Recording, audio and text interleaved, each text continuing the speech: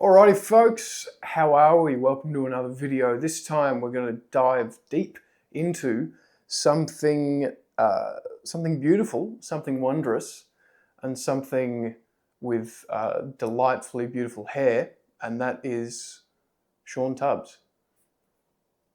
I could have done that intro in a little bit less of a strange fashion, but all of those things are true. He's a wonderful, wonderful guitar player, a beautiful composer, played with Carrie Underwood for years and is just a session maniac. But now you can find him a lot doing like gear demos and stuff on YouTube. So if you haven't heard of Shawn Tubbs, you need to go watch the man's channel and just absorb everything. He's a beautiful, beautiful player. Ridiculous note choice, unbelievable. I can't gush enough. Go look at Shawn Tubbs. The lick we're going to look at today and take apart is kind of this E-altered thing from a video he did about his James Tyler Studio Elite. And it's in the little opening jam track, and it's just ridiculous note choice, ridiculous picking, the whole nine. It's crazy. So let's get into it, and I'll break it down note by note, bar by bar, beat by beat. Let's go.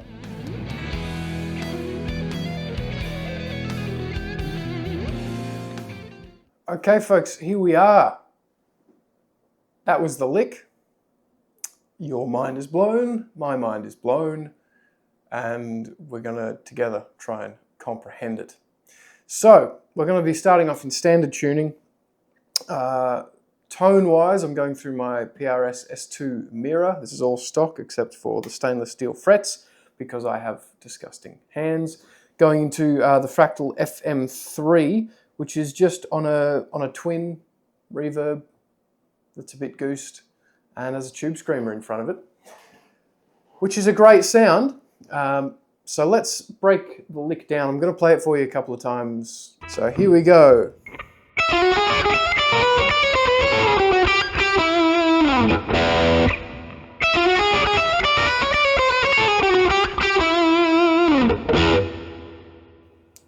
Craziness, just crazy, okay? So we're in 3/4. That's important to, I've dropped my plectrum, send help. It's important to note that we are in 3/4. That's going to really, it messes with me playing this lick, the 3/4 time signature. So just be aware that we are in 3/4. It's good to be aware. So let's start from the first beat where we actually play something, which is beat 2. Really interesting to take that first beat off and give you some space. Very interesting to do that. Kind of throws your ear off a little bit. But we're doing semi-quaver triplets, yeah, or sextuplets. Those are really difficult, especially in this orientation. So if you're new to playing semi-quaver triplets or anything kind of fast, the main thing for you to do, it's not worry about the left hand. The left hand will honestly figure this stuff out. It's the right hand, getting that accuracy of the right hand. So something I like to do, and this is something I did when I was at uni, it's something I continue to do to this day. If I'm working on semi-quaver triplets and just getting the right hand moving, I'll put a metronome on, I'll put a click on, and I'll just break down and play those semi-quaver triplets with a muted string, just on one string. So if the tempo is 1, 2, 3, 4.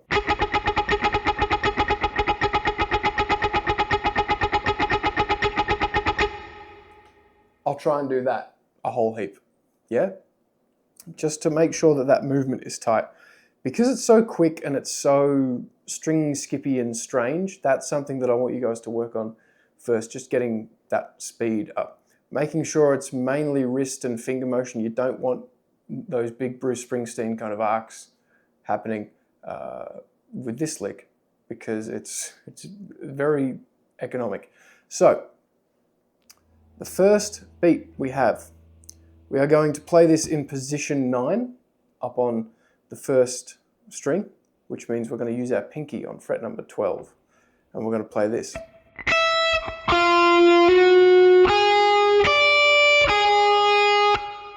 that's our first lick, first beat, sorry. So just like that. If you keep in this position, it's going to be much easier, I think, anyway. So pinky on 12, that E note, and then that's what we're doing. We're kind of playing the flat 9, the regular 9, up to the 3. If we're thinking about it in relation to E, we have the root, flat 9, 9, 3, and then the flat 7 on that 10th fret there. So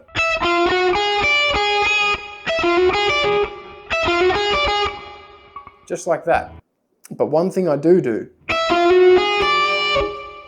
I hammer on that 11th fret on the 3rd string. Yeah, so I pick that as well, but hammer that on. And then pick the next 2 notes. And that'll help you out a heap. Let's go to the next little bit of the lick. That's where we're going to move from the 12 to the 13.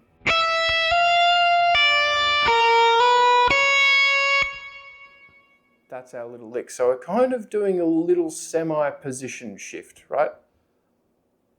We're going to go 12, 13, like that, with a slide. Then we're going to come back down to 10. You can pick that, you can pull it off.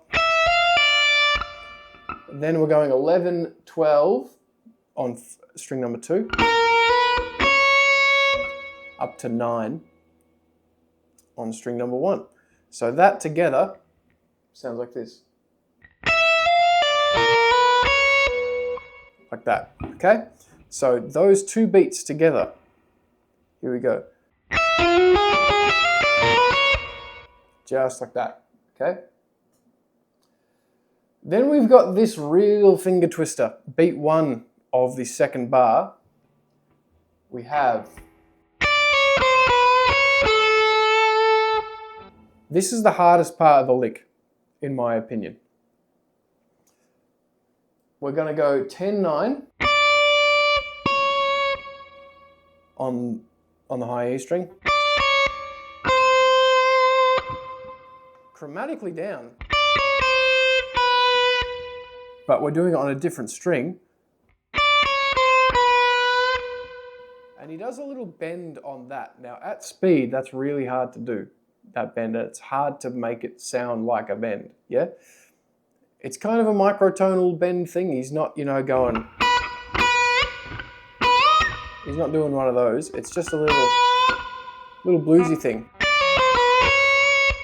And then we have the next beat, or the next 2 beats. I'm going to clump them up because it's kind of a little phrase in and of itself. We're going to finish that first beat on fret number 10. We're going to come down to fret number 9 on the 2nd string. And then almost descend back down to that E. But instead of hitting that E on fret number 7 of string number 3,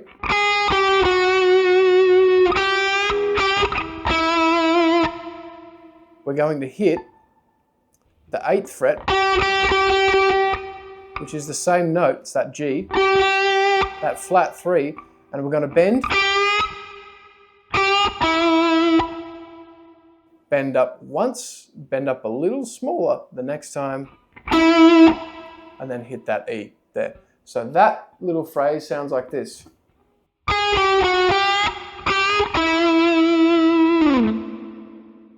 Like that. So that 2nd bar looks like this.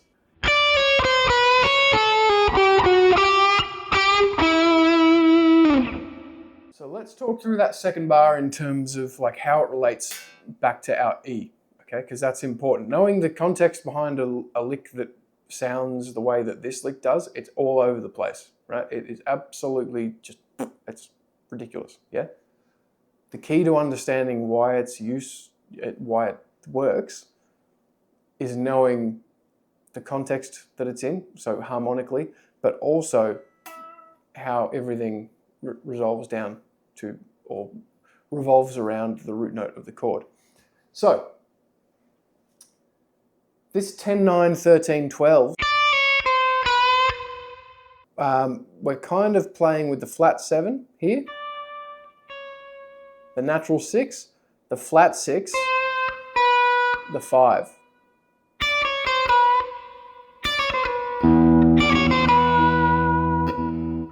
So that's a real interesting little flavour there to just chromatically move down.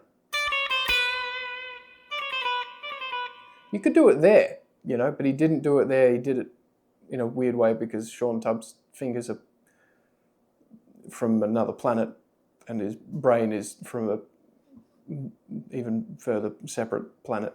And then we have this little descending line from the major 3 to the minor 3 down to the 9 or the 2nd, yeah?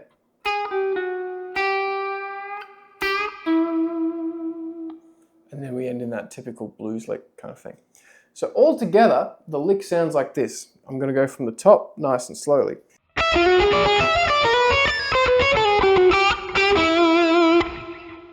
Do that a little bit slower.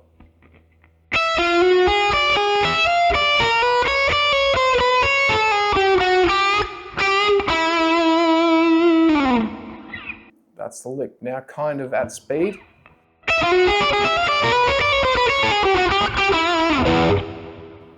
Ridiculous lick, really weird, really outside, but that's how it goes. So the reason this E-altered thing works, is because it's going back to your A, yeah? So altered dominant chords are just dominant chords where we've taken the 5th and 9th and either sharpened or flattened them, right? So if you've got regular dominant chord, right, let me just clean up a little bit for this. That's a 1, 3, 5, flat 7, 1, 3, 5, flat 7, 1 again. Yeah, that's how we do it. If we take that 5, either flatten it, sharpen it, that just becomes an altered chord. We need that flat 7 in there. But we also need a 9, and we need it sharpened or flattened. So you've got your B, which is your 5th, and you've got your F sharp, which is your 9 in the key of E, right, in relation to E, sorry. We can have like a B flat or a B sharp, and technically that is a B sharp because it's an altered 5th. So the 5th is B. If we're moving it up, it's going to be a B sharp up the Simpsons. This F sharp is going to either become technically an F double sharp, because again it's the 9 being sharpened, but that's enharmonically a G, right?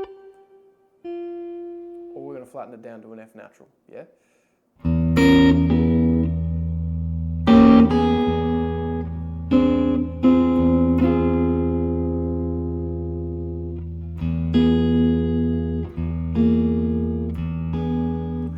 A lot of really, really weird outside crazy tones that you can get with that idea.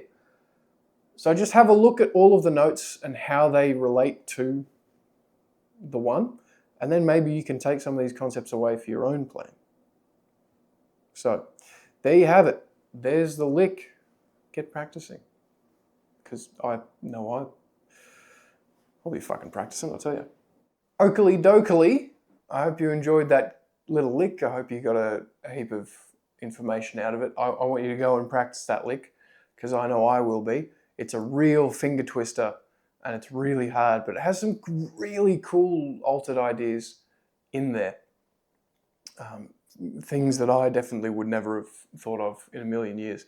So if you liked the video, do all the things that the YouTube people tell you to do with the smashing of the like button and etc. so on and so forth. But no, if you enjoyed the video, let me know. I'll be trying to do some more of these when I have time, which is never. But I'll hop on here occasionally. And if you've got any licks that you want me to check out, by all means let me know and we'll try and do that for you. Cheers guys. Take it easy.